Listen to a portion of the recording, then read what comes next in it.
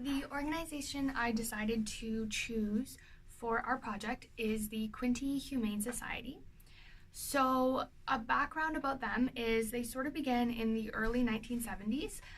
They began as they purchased their first property then, which was basically to help them become a publicly funded shelter.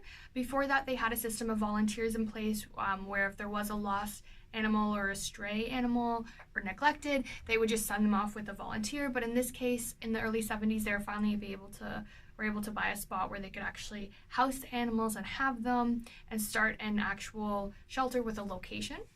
So from there they grew. They already had a really good volunteer base because of how they began. So in 1993, they partnered up with the Ontario SPCA, but remained a locally funded, locally ran shelter. So what they do, the services they provide are they take in lost animals, they hold them for 5 days to see if the owners are going to show up, and if they don't, then they get them ready for adoption. They have a spot on their website where you can report animal cruelty, so they do take in animals that have been neglected or abused. They prepare them, nurse them back to health, and then get them ready also for adoption. And it's a place where, families and people can come to look for future pets. So one of the things that really drew me towards this organization specifically was how involved they are with the community.